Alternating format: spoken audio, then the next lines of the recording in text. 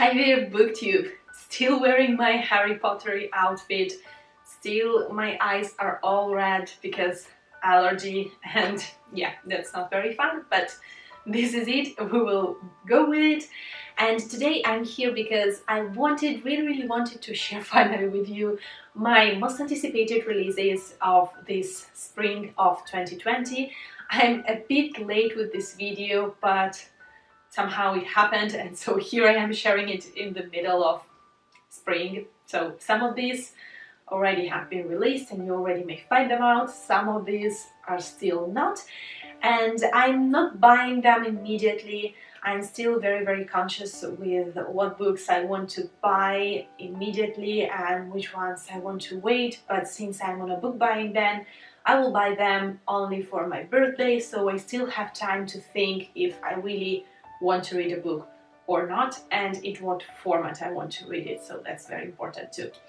And without further ado, let me get to the 10 books that I'm really anticipating as new releases for this spring 2020. The first one is a children middle grade fantasy book, and it's The Dragon Egg Princess. This book has been released in March, and it's a good old fantasy in which we're following a boy who lives in a magical forest, in a magical world, but he is magicless, and it's a good adventure in which he tries to, I believe, save his father and a princess and the realm, and I mean the dragon egg. That's just screams perfect fantasy. And I will read to you just the last quote from Goodreads that nicely sums up everything, and it's: "Can a magicless boy, a fierce bandit leader, and a lost princess join forces and save their worlds before it's too late?" So I'm in for this adventure, and the cover, beautiful. Next is a young adult paranormal kind of fantasy, urban fantasy, something like that. And here we are following a teenage girl who is Irish, I believe, and she lives in a small town, and she just recently came out as bisexual, and she is having a lot of trouble in living her life, and she's just trying to become this full kind of witch, but she's in trouble because there's another coven in the town, and stuff starts happening, bad stuff, of course, as usual. And Goodreads says that it's modern witchcraft that blends with ancient Celtic mythology in an epic clash of witches and gods, perfect for fans of B. Schwab.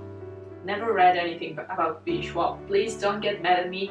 I have the first book in her trilogy, like something Conjuring of something, shadows stuff, well, about the 4 different Londons, and for the discovery of witches. Again, one more book that I have not read yet. I know it's out there, I know it's well loved, not read it yet. So yeah, apparently it's a mix of 2 books that I've never read, but it has witches in it, and so I'm like drawn to it. Next is again a young adult paranormal kind of fantasy, and again witches, and this time it's When We Were Magic, and this one I believe that it's a standalone, and from what it says, it is a story about a group of girls. They're all kind of bonded by the fact that they are all witches, they have powers, and they are like intertwined and very strongly friends. They have a huge friendship and this kind of bond. But something goes very wrong during prom night, someone's dead, and they're trying to make the situation somehow better. No idea about how, but the fact that on the cover we have 6 girls, so it's a big group of girls, it's not just 2 people, I'm in for something like that, like a small coven, why not? So I'm just curious to see what this author came up with. The next book is again a young adult fantasy. This time it's the beginning of a series or a trilogy, and it's The Bone Criers Moon. And this one, first of all, the cover is beautiful, and second, it's becoming quite buzzed around here on BookTube, so I'm very curious to see what's everything about. And the premise sounds interesting enough because we're following 3 people, 2 friends and 1 boy, and apparently one of the girls is supposed to become a bone crier. So she uses like animal bones to make something with souls of dead people, and so that they are like transferred to the right place.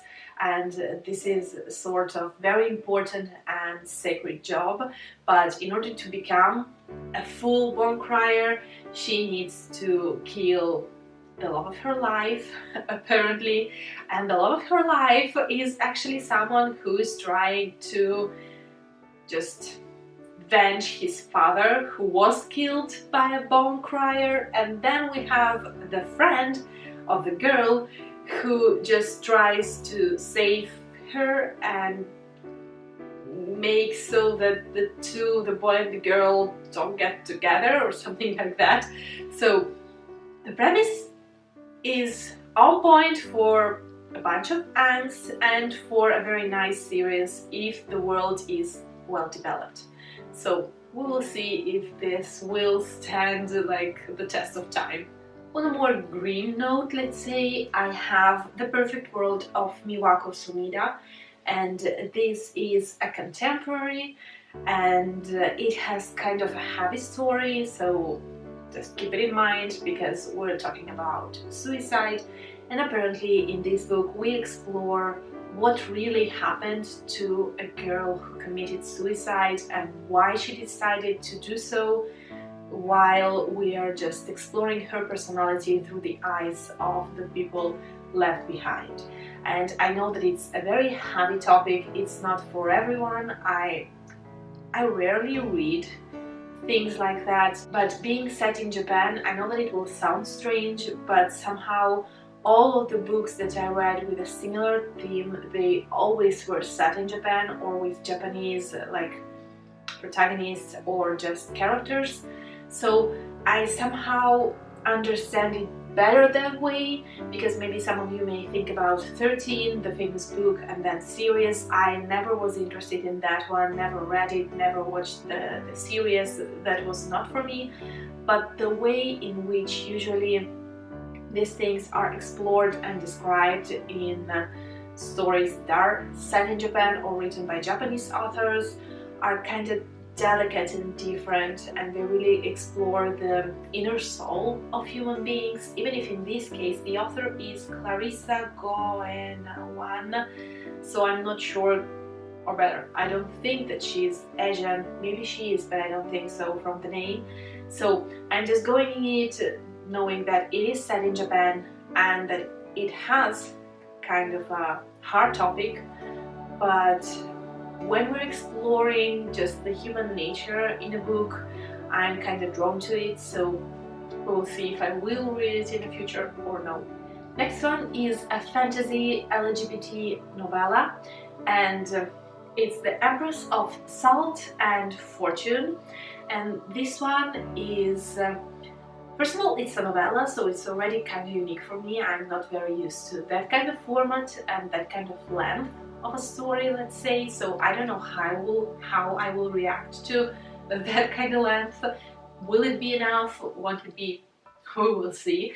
And this really just caught my attention because of the very strange cover, and just again to read to you one last sentence from the Goodreads description. Oh, by the way, we're following a female character, and I believe that it's a female character because it says that her rise to power through the eyes of her handmaiden, a trans feminist, high fantasy, and a thrilling indictment of monarchy. So, what not to love in that description? Then I have a historical fantasy, and it's called Conjuring Women. look at this beautiful cover. That was the first thing that got me into, and then the title, and then the description, because this book apparently is set before and after Civil War, which is already kind of a new thing for me, at least in a fantasy setting. And we will be following 3 different women and their bond, their relationship, and how they try to save each other, because they have magical powers. They have the power to heal and the power to conjure curses. So I believe that it has the right premises to be a wonderful work. I know that it's, I believe, a debut book, so for that kind of book to have these kind of themes, I just like it. And recently I really rediscovered my love for reading like deep bonds of friendships, deep relationship between women, among women, and just seeing this women power and capacity of empowering each other. That's probably the thing that I cherish the most right now, and I just like reading about it. So I think that this one will probably have similar themes. Then again, I have a fantasy, but this time it's an adult fantasy and it's a standalone. So 3 things that I find personally really difficult to find nowadays, and so I love the fact that it's a standalone, I love the fact that it is fantasy, that it is adult, and that we will be following 2 female-male protagonists.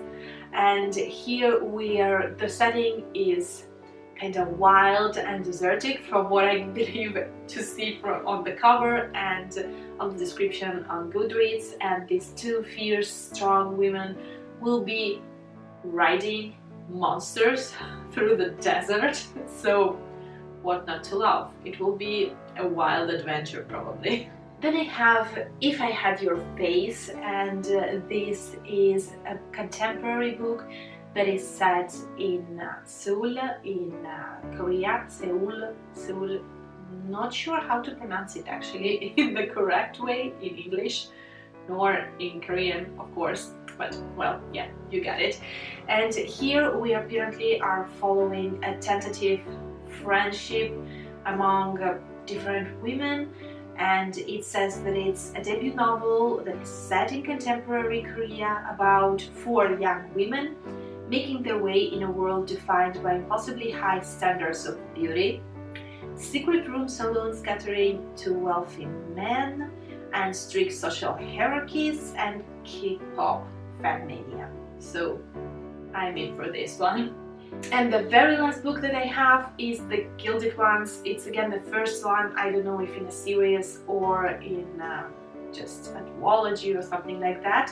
It's a fantasy, it's young adult, and we will be following a young teenager who's just on the verge of becoming a fully fledged member of her tribe and of her village, in which apparently you have to be sure that you have red blood, because if unfortunately you have golden blood, which of course happens to our protagonist, then it's mayhem. And she got saved at the right moment by a woman, and from there she needs to discover her powers and to understand what is her place in the world. And I love the cover, I love the fact that we are following characters that are not basic white characters, so very glad with it. And this was my 10th book for my most anticipated spring reads. I believe that there are much more out there, so if you have different titles, please let me know down below. If you've already read some of these or are planning to read them, then again, please let me know. And this was it for this video. I hope that you enjoyed it and maybe you discovered some new titles. Bye! Ciao!